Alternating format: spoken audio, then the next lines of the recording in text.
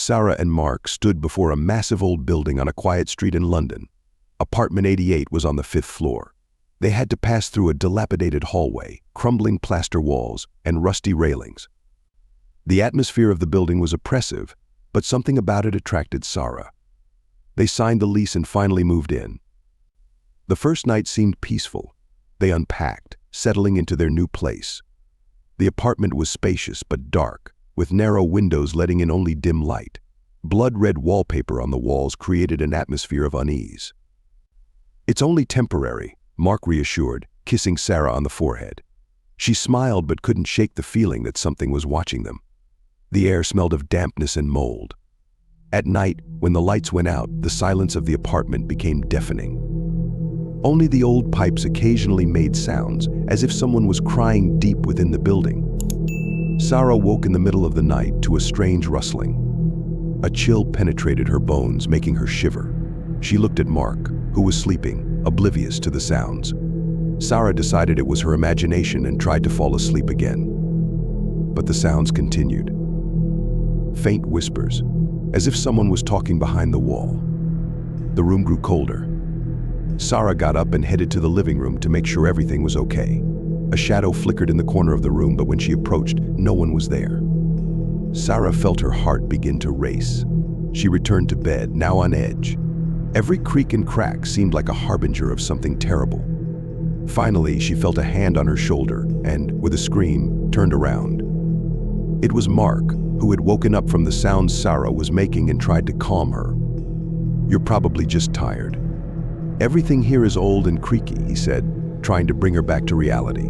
But the feeling of anxiety did not leave her. Even next to Mark, Sara couldn't shake the feeling that something was watching them, that there was something in the apartment waiting for its moment. The next day, Sara decided to explore the apartment more thoroughly. She walked through the rooms, trying to understand what was disturbing her. The old wooden floors creaked under her feet, and the wallpaper was peeling in places, revealing ancient brickwork. Suddenly, she heard a quiet whisper. It seemed to be coming from the walls. Sara stopped, listened, and distinctly heard someone calling her name. The sound was muffled, as if coming through layers of concrete and brick. Sara tried to convince herself it was just her imagination, but the whispers grew more insistent and disturbing. She approached the wall and put her ear to it. The whispers intensified, becoming discernible. "Help! Save us!" It was a desperate voice, full of fear. Sara recoiled, her heart pounding wildly. In the evening, when Mark returned from work, Sara tried to tell him about the whispers, but he just chuckled and said it was probably old pipes or wiring. "You're just too impressionable," he reassured her, hugging her. But Sara couldn't simply dismiss the feeling that a dark secret was hidden within these walls. The next day, meeting with neighbors, Sara met an elderly woman named Mrs. Hudson, who had lived there the longest. In conversation, Sara cautiously asked her about apartment 88. Mrs. Hudson instantly paled and, lowering her voice, told her a horrifying story. "The previous tenants of that apartment disappeared one by one," she said. "Young couples, families, they all vanished without a trace. No one knew what happened to them. Police searches yielded nothing. Then the apartment would be rented out again, and it all repeated." Sara was stunned. She returned home and told Mark everything, but he remained skeptical. "It's just rumors, Sara. Old women love to make up scary stories," he replied. But for Sara, it became an obsession. She began searching the internet for information about the previous tenants of apartment 88, reading old articles and police reports. The more she learned, the more terrible her anxiety became. All the disappeared tenants, judging by the photos, looked like happy couples, just like her and Mark. Sara felt an increasing pressure, as if the apartment's walls were closing in on her, trying to suffocate her with its dark secret. She felt that if she didn't uncover this secret, they would meet the same fate. Evenings became more tense.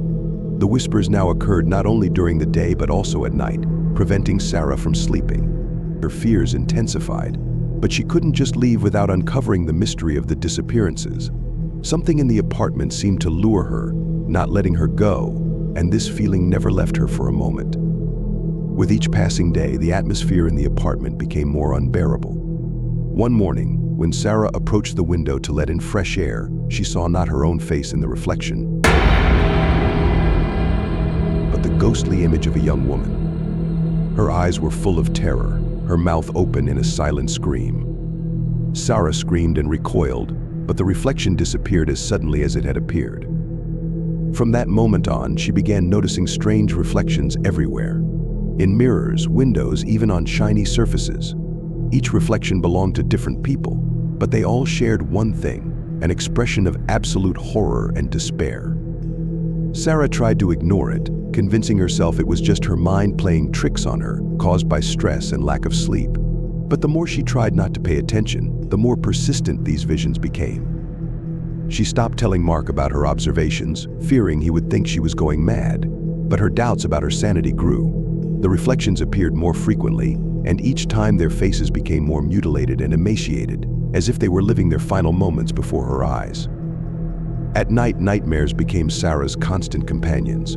She saw herself in the same apartment, but the setting was different. The walls were covered in blood, the furniture scattered, and the air filled with the smell of decay. In her dreams, she witnessed scenes of brutal murders, feeling the pain and fear as if it was happening to her. Every night she experienced the death of one of the apartment's former tenants. She saw them being brutally beaten, strangled, and then left to die alone. These visions were so realistic that she woke up in the morning with a sense of physical pain and exhaustion. She could no longer distinguish between dreams and reality. Mark began to notice that Sara was becoming more withdrawn and nervous. He tried to support her, but his words sounded empty and helpless. Sara couldn't shake the feeling that the apartment was trying to bend her to its will, driving her mad. One night, when the nightmares were particularly tormenting, Sara woke up feeling a cold hand on her face. She screamed and bolted upright, but saw no one, only her own reflection in the mirror on the wall, distorted in a grimace of horror. In desperation, she resumed her search for answers, poring over old newspapers and archival materials. But the more she learned about the apartment's tragic history, the deeper she sank into madness. Sara began to realize that all the horrors she saw in her dreams had actually happened to the previous tenants, and she felt their pain and fear as her own. Meanwhile, Mark finally began to notice changes in the apartment. He started sensing a sinister presence that followed him everywhere. Frightening visions and strange sounds became part of his daily life. At night, he woke up in a cold sweat, feeling invisible hands choking him. Mark tried to talk to Sara about it, but her own fears and obsession with the curse made her unreachable. He felt the chasm between them growing deeper. Every day in the apartment seemed like endless torment. Sara became increasingly withdrawn and detached, immersed in her fears and visions. Mark's skepticism turned into paranoia. He stopped trusting even himself, let alone Sara. One night, waking from another nightmare, he saw his haggard figure in the mirror, surrounded by the ghostly images of former tenants. Their distorted faces looked at him with disdain and hatred. Mark felt his sanity slipping away. Mark and Sara began to argue more and more often. The atmosphere in the apartment became unbearable, and each of them felt trapped in this nightmare. Mark accused Sara that her research and obsession with the curse only exacerbated their situation. But Sara couldn't stop, knowing it was the only way to save them. These disagreements were destroying their relationship. Mark became more aggressive and irritable, his paranoia reaching new heights. He began to see Sara not as an ally, but as an enemy trying to ruin him. Their love, once strong and unwavering, began to crumble under the weight of the horrors of apartment 88. Mark rapidly descended into madness. His paranoia reached its peak, and every creak in the apartment made him jump. He began to see shadows in the corners of rooms, hear whispers when he was alone. These visions and sounds became unbearable. He could neither sleep, nor eat, nor think clearly. The constant sense of anxiety and fear was consuming him from the inside. Sara also suffered, but her focus on the curse allowed her to stay afloat. She understood that Mark needed help, but her efforts to support him were met with distrust and aggression. One evening, when Mark again heard whispers in the walls, he burst into the room where Sara was, accusing her of being the cause of all his troubles. "It's you, Sara," he shouted, waving his arms. "You brought us here. You're to blame for everything." Sara tried to calm him down, but Mark was beyond listening. He pushed her, and she fell to the floor, hitting her head on the edge of the table. Blood trickled down her temple, but she quickly got up, feeling that she was losing Mark forever. "Mark, please, calm down," she pleaded. "It's not me, it's the apartment. It's tearing us apart." But Mark no longer heard her. His mind was engulfed in darkness, and he was ready to destroy everything in his path. Their relationship had reached a critical point, and Sara realized that if she didn't do something immediately, they would both perish. Sara could find no peace, day or night. Whispers and visions haunted her constantly, and Mark's behavior only exacerbated the situation. A few days after the aggressive outburst, when Mark was at work, she decided to explore the apartment again, hoping to find something that would help her understand what was happening.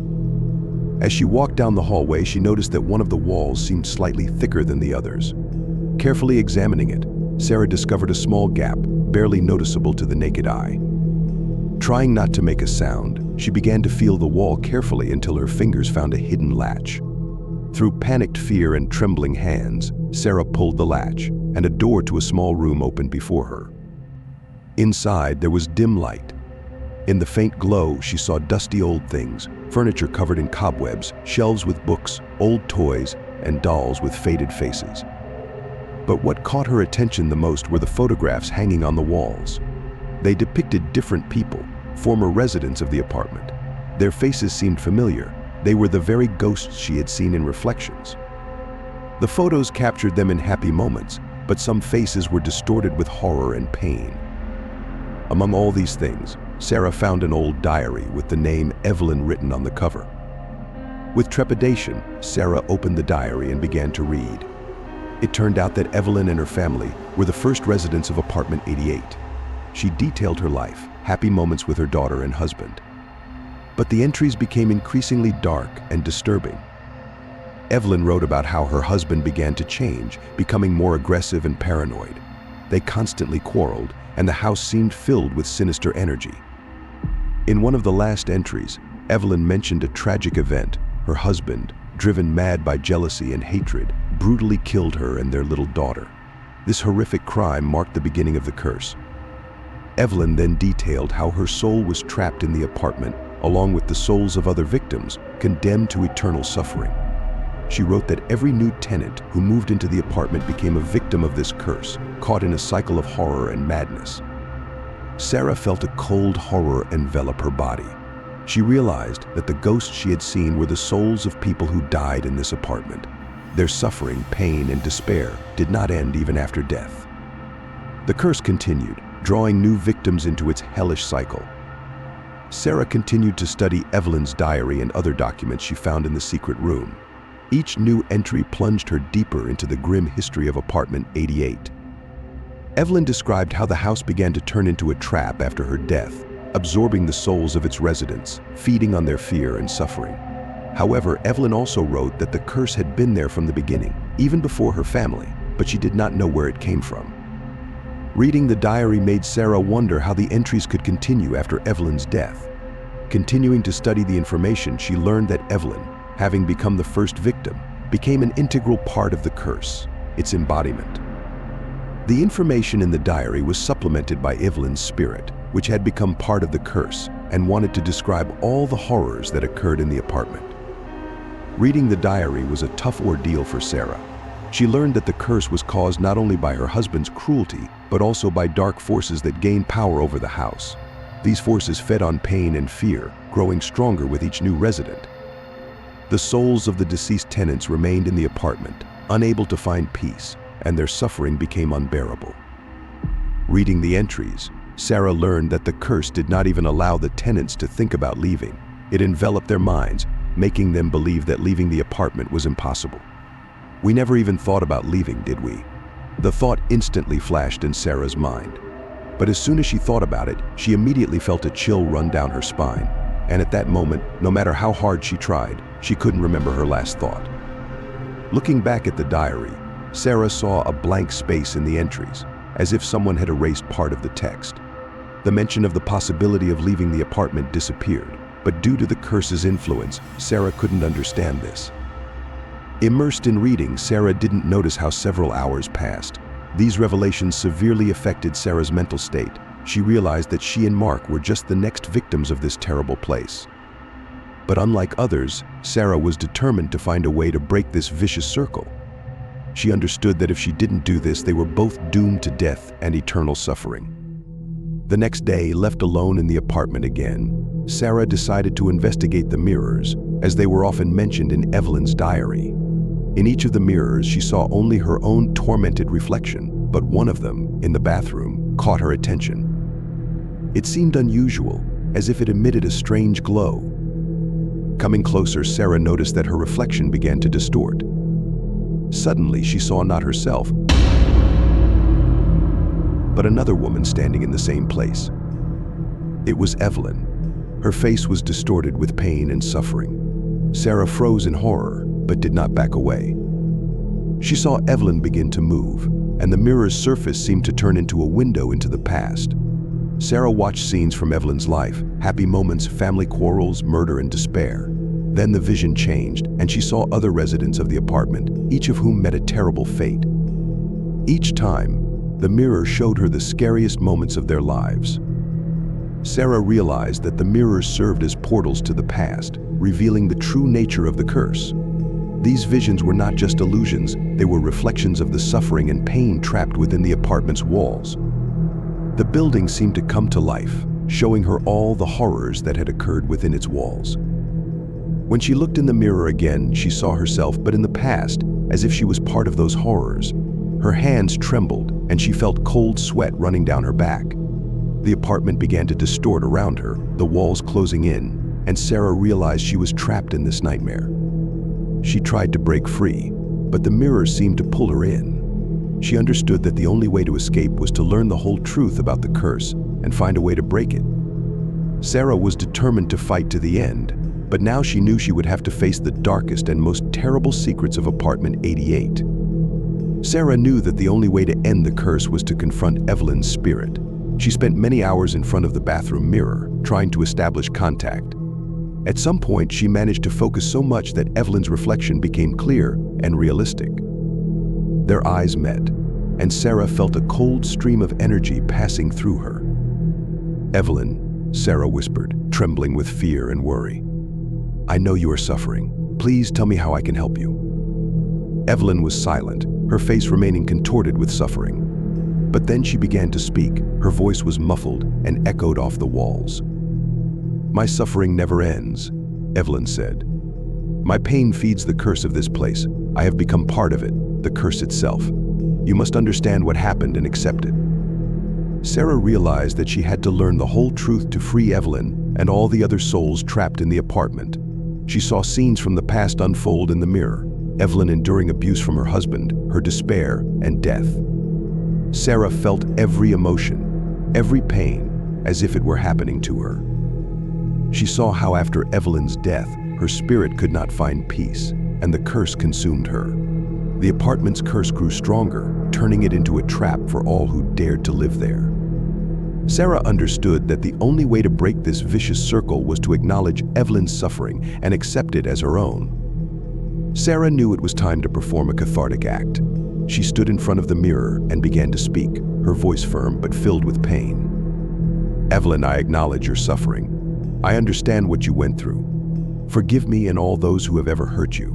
We are all prisoners of this place, but we can be freed if we are honest with ourselves and with you." The curse, having absorbed Evelyn's spirit and making her part of it, indeed grew stronger but also gained a weakness.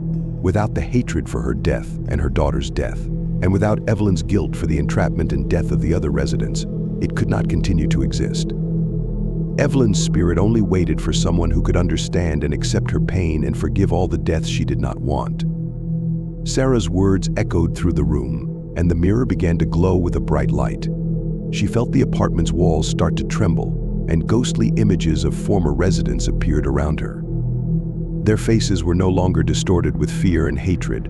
They looked peaceful, ready to leave this place. Mark, returning home and hearing the noise, burst into the bathroom. He froze in place, seeing Sara surrounded by ghosts. Fear reflected in his eyes, but then he approached her, realizing that everything they had experienced was finally coming to an end. "Sara, what's happening?" he whispered. "We're being freed, Mark. This is the end." Suddenly, the light from the mirror became blindingly bright, and all the ghosts disappeared, leaving only Sara and Mark. The apartment no longer seemed sinister. Its walls and floors returned to their usual appearance. Sara felt the weight she had been carrying all this time lift. They were finally free. "We need to get out of here," Sara said, looking at Mark. They quickly packed their things and left apartment 88, leaving behind all the horrors they had experienced. Sara and Mark walked down the street, holding hands, feeling joy for having survived this nightmare. Apartment 88 was left behind, becoming just a dark memory. But they knew they would never forget this experience.